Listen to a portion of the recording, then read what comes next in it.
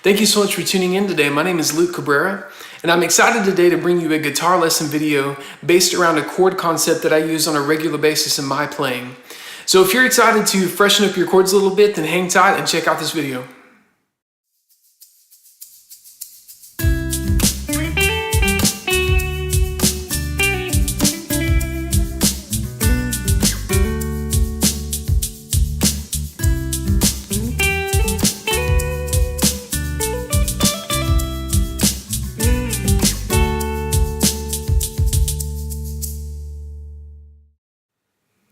Alright, so for this lesson, we're going to use just some basic music theory, just some basic chord theory to set up how we're going to approach this. And I'm going to start with a chord that you're probably familiar with already, which is the chord of G.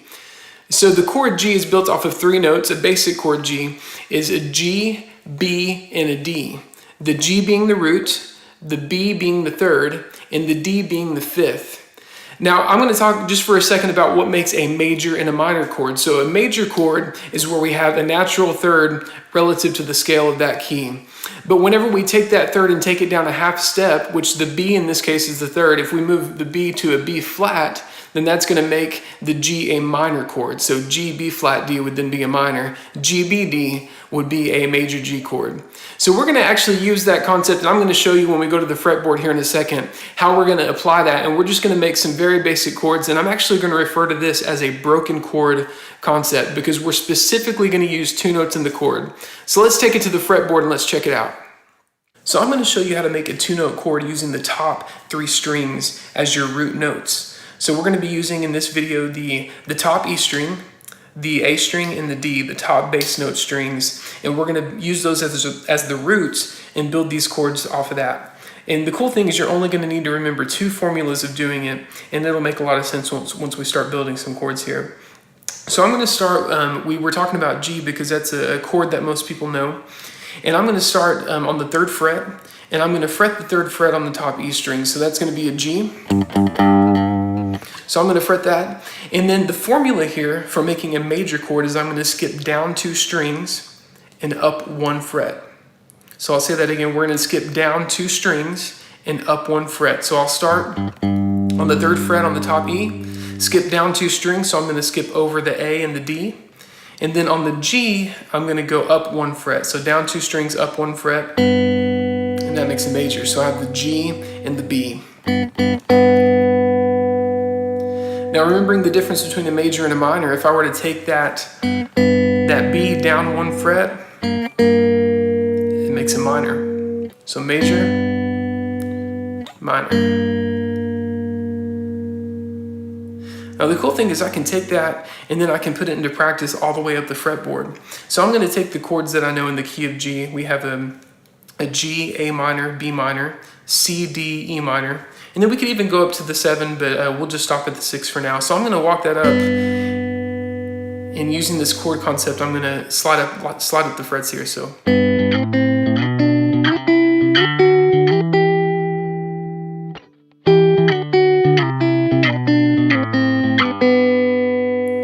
I can even put a little bit of bounce in it.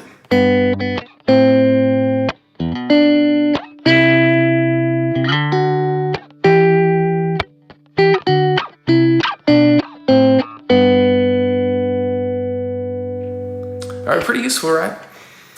So if I go to the next 2 strings, and we can do the same thing, but the formula changes just a little bit. So if I start on the A string, to make a major chord, we're going to skip up 2 strings, but this time we're going to skip up 2 frets instead of just 1. So I'm going to skip over the D and the G, and then go up 2 frets, in this case to the 5th fret. And that would make a C major. We have the major 3rd on the bottom, the E natural. Now if I then take that note and move it down a half a step or move it down 1 fret, we get an E flat, and that makes a C minor.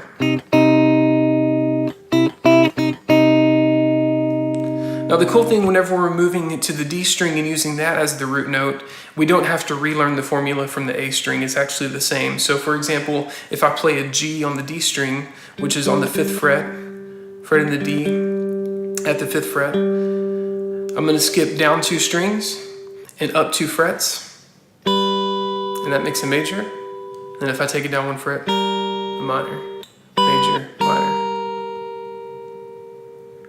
Now, one more thing I want to mention before I give you some examples is that it's kind of a bonus if you can throw in some open strings. So whenever we're using these shapes, for instance, in the key of G, I can use the G note or the open G, and I can include that whenever I'm using some of these shapes. So I'm going to use a C, an E minor, and a D, D major, and I'm going to play those, but I'm going to include the open G. So that's a C, which my root is on the A string 3rd fret, an E, E minor, which my root is on the 7th fret of the A string, and then a D major, which my root is starting on the 5th fret of the A string. And I'm going to include the open G, so check this out.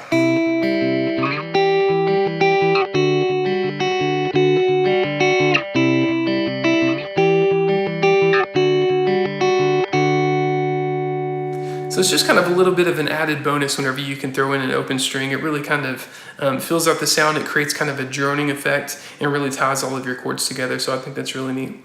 So one thing I wanted to do is just give you some examples of songs where I've heard this used before, or where even if I don't know that they specifically play it that way, you can kind of get away with playing the song using this concept. So I'm going to start with one that you might recognize. Check this out.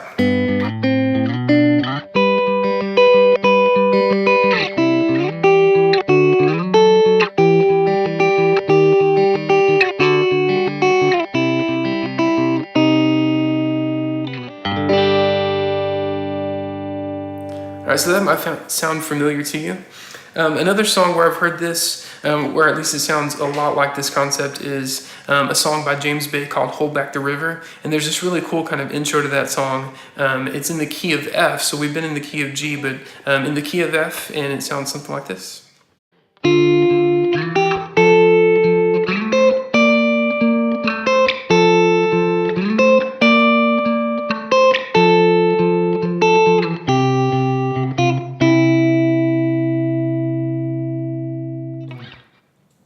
All right, the last example I want to show you is a song called Here's My Heart, and we actually just recently played this in church, and there's a really cool arrangement that Lauren Daigle has of this song, and it has a really cool broken chord sound on the guitar part. So it's really straightforward, and it's in the key of F, so the chords that we're going to use are D minor, B flat, and F, and it sounds something like this.